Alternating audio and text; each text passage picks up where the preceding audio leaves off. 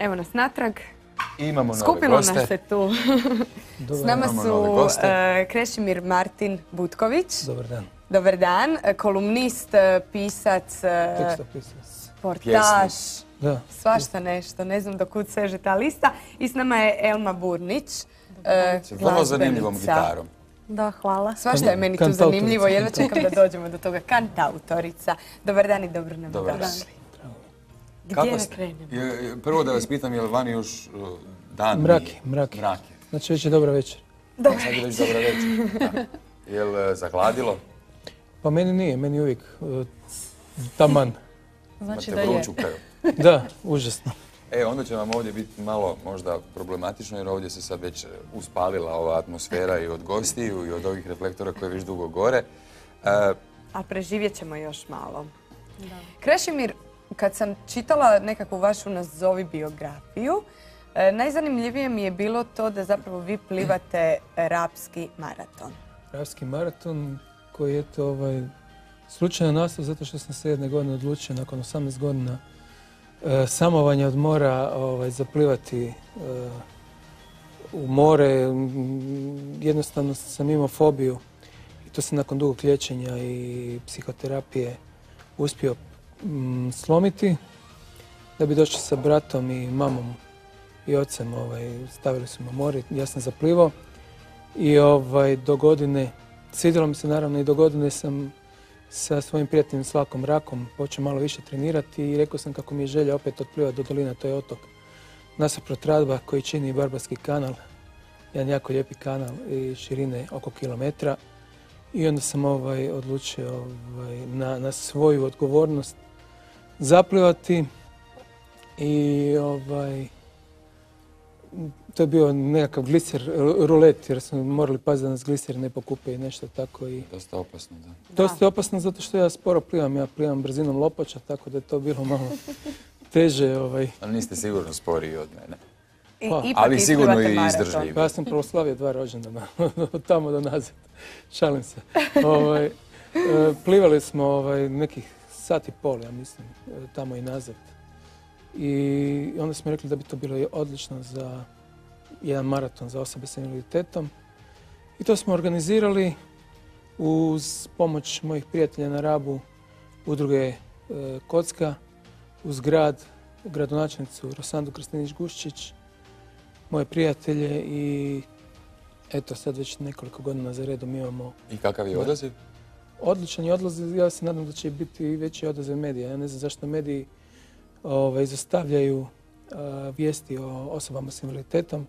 Zato što niste skandalozni. Da, upravo to. Ali eto, skidamo se u kratke gaće, tako da i to bi moglo proći. Taj maraton je zapravo humanitarnog karaktera. Da. Nisam baš shvatila koncept na koji način se prikuplja novac preko maratona. Maraton je takav da nije natjecateljski, nego promicateljski.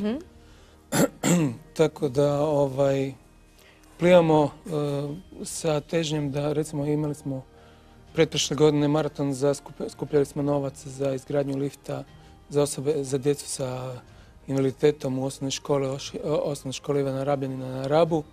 To smo uspjeli skupiti novac i sad osnovna škola, jedna među rijetkima u Hrvatskoj, ima taj lift koji pomaže da ta djeca konačno budu jednaka po mogućnostima za obrazovanje i mogućnostima da uspiju kasnije u životu. Dakle, mi plivamo sa tom namjerom i objavimo onda žiro račun i onda ljudi uplaćuju na žiro račun sredstva. Kako je Elma došla u tu priču? Ili iz neke druge? Krešo i ja smo se upoznali prošle godine radeći na nekim pjesmama. Napravili smo nekoliko dosad i još puno nas očekuje. Pa mislim da je Krešo talentiran umjetnik prije svega, a to se odnosi i na književnost, a i na glazbu. Tako da, evo, ja sam danas ponijela gitaru jer ću izvesti jednu pjesmu koju smo zajedno napravili i to u stilu sevdaha. Da, to mi je zanimljiva kombinacija nekakva sevdaha i džeza. Da. Pa evo, ja sam krenula eksperiment. Da, kako je moguće nešto tako tradicionalno i... Pa mi smo zapravo taj studio u kojem sam se školovala dosta njeguje džez, a moja profesorica me poticala da izvodim i sevdalinke jer potičem iz jednog bosanskog gradića. I tako, ja sam se ohrabrila, izvela sam prve pjesme, publika je reagirala odlično, tako da evo, nastavila sam u tom smjeru. Do sad smo snimili nekoliko singlova, televizijski spot i eto. Čuvat ćemo to za kraj. Čula sam. Ne, čuvat ćemo pjesmu za kraj, to hoćemo, ali možemo još malo pričati o tome. Da, pače. Nastupate po klubovima, ali pročitala sam da gajite neke nade za nekim većim nastupima, dvoranama, velikim koncertima. Pa da, evo, nedavno je bio taj koncert divan, zapravo multimedijalni spektakl. Kao autorica te večeri sam spojila različite umjetnosti, ne samo glazbu, već i glumu, ples, predivnu scenografiju. I večer se zvala Mistična noć Sevdaha u suradnji sa Robertom Kurbašom. Bilo je izvrsno i publika je odlično reagirala. Da.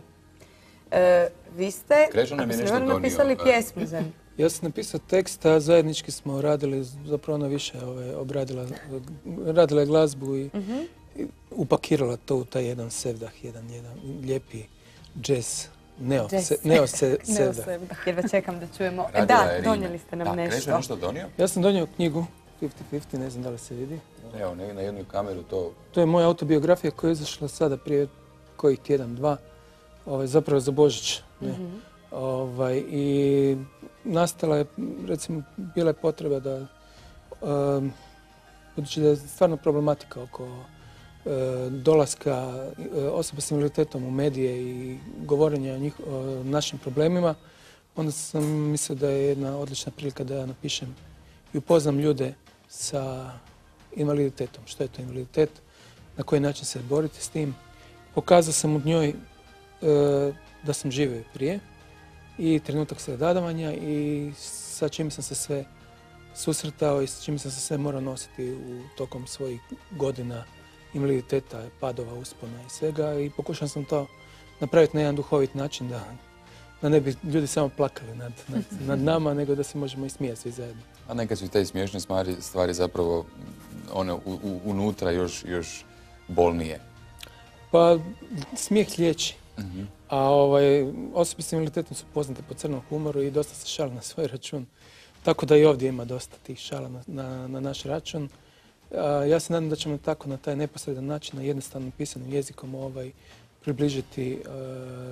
da ću približiti osobe s invaliditetom ljudima, da ću demistificirati taj nekakav jaz koji se našao društveni, ta marginalizacija osoba s invaliditetom prema društvu i nadam se da ćemo se približiti i da ćemo moći biti ravnopravni. Meni se nekad čini da zapravo osobe s invaliditetom moraju češće i više tješiti zdrave nego što je to obrnuto. Da, ako se radi o empatiji. Čovjek kada je zdrav, onda ako je empatičan, onda suosjeća. I onda mu je teško jer sebe stavlja u tu poziciju invaliditeta. A mi smo navikli na to, mi smo se saživjeli s time, prošli smo svoje crne faze, izbrisali smo tu negativnu emociju koju smo vezali u svoje stradavanje i nastojimo iz sadašnjosti skupljati uspomene za budućnost, a zaboraviti na sve ono što je loše u prošlosti. Prema tome, lako nam je utješiti čovjeka, a ljudima je naravno teže prihvatiti tu činjenicu jer se ne mogu staviti u tu poziciju da se izgubi sve, osim života, naravno. Krešo, pjevate li vi zajedno s Elmom ili... Ako ću ja pjevat, vi ćete morati napustiti studiju. Ne, pa zašto? Tako loše zvuči. Ne, zašto? Ne pjevam. Ja samo pišem kolumne na CBS portalu i Rapskom listu. I vjerojatno ako... Ali pišete i poeziju?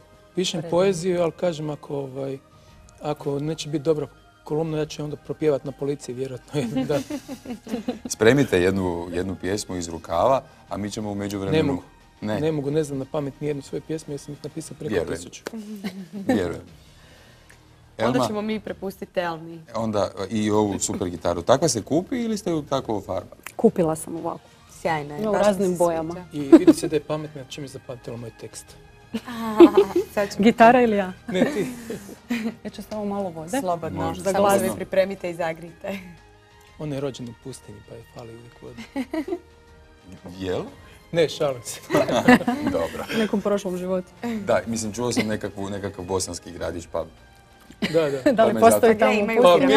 Pa postoji piramide, da. ako postoji piramide, pretpostavljam da postoji neka pustinja. Pa ona neće biti farmirova, ali će biti faranova. Dobro, sad ćemo se uozbiljiti i utišati i poslušati temu. Pjesma se zove Jutro sviće.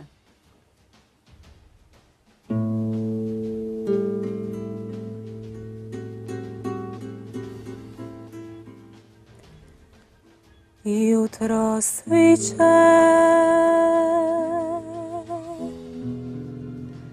ptice već zarana,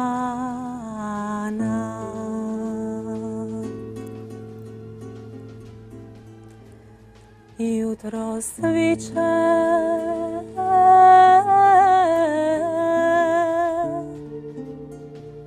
a meni se neće.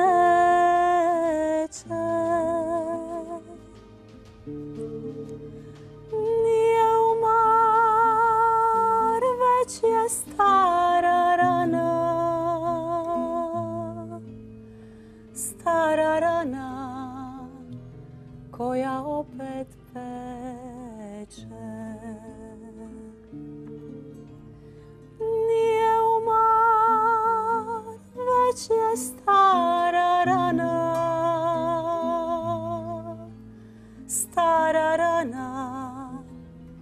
koja opet peče.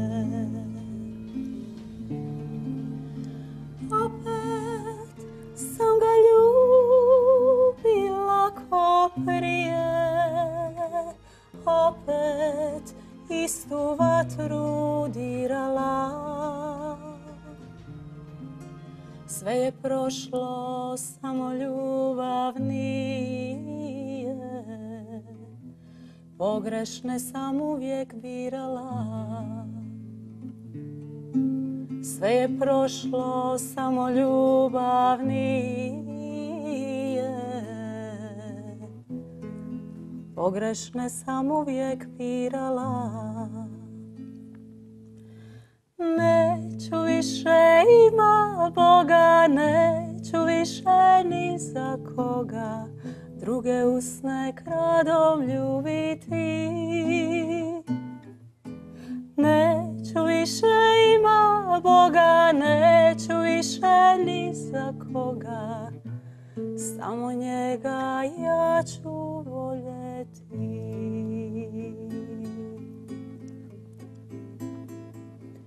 Jutro sviće,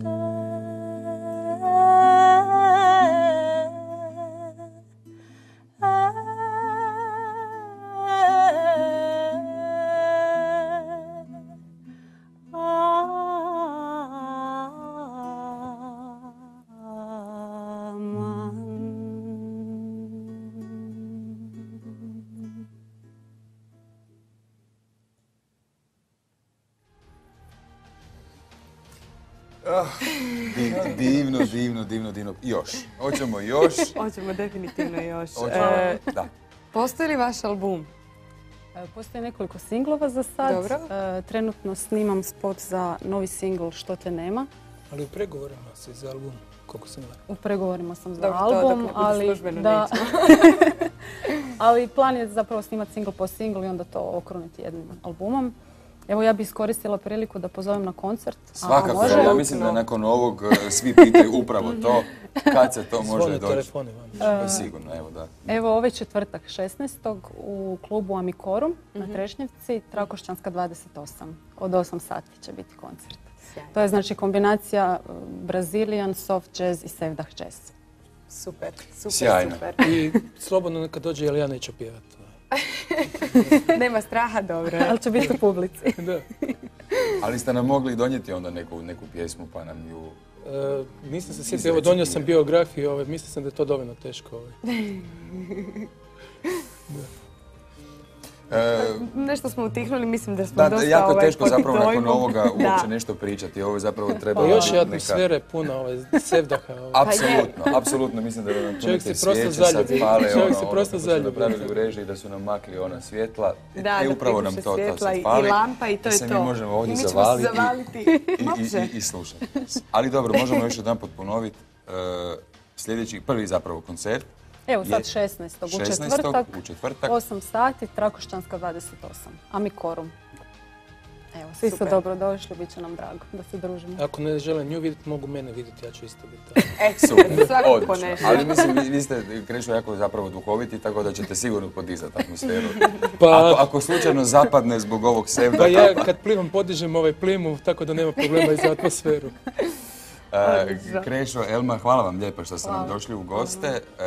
Svakako kad izađe album, javite nam se ili ćemo mi saznati da vam izašao album pa ćemo vas opet ovdje pozvati. Pa naganjat ćemo se po ulici dok se ne stignemo jedni drugi.